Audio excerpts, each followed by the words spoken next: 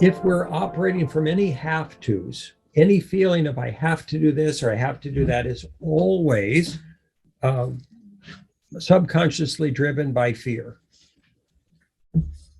There is nothing in life that we have to do. We can feel absolutely that we have to do innumerable things. And many of those have tos are reflections of our reactions to what we assume others expect of us rather than truths. There's nothing in this life that you have to do.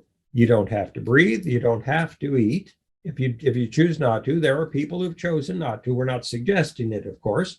That said, your free will is unencumbered in any way.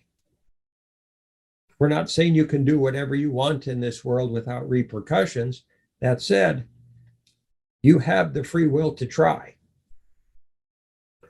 So if you recognize that many of the have-tos that then drive the doingness are driven by either fear, anxiety, conditioning by family or society, or self-expectations, and just release all of those, you're not going to cease being a loving, kind, caring, good person, man or woman, if you do so. You're not going to cease being loved by other people if you do so. What happens is your soul then can shine through, instead of going through the filter of all these regimented, scripted life processes of appropriate protocols and beliefs and social dynamics and relational dynamics and expectational dynamics. Your soul just shines through. And you're far more capable of actually doing anything that truly would benefit you to do in your life for yourself or for anyone you love and care about.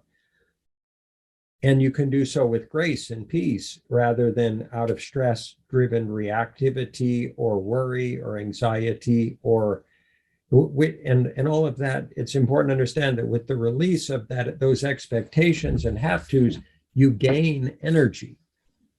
You actually have more energy to do what is optimally done or achieved in a day. People don't recognize the burden, the energetic burden of stress, the energetic burdens of self-expectations and have-tos, and the potentials for self-judgment or the fear of other people's judgment or abandonment. With the release of those, you have lots more energy to do what's far more important to your soul and far more important to your heart and far more important to your relationship with those you truly love. If you release the training wheels of have to, if you release the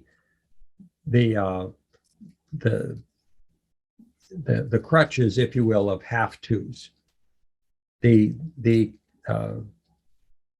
practice dynamics of conditioned in have tos, need tos, can'ts, won'ts, or nevers. If you release all of those, so much more becomes possible and available to you, and so much more energy.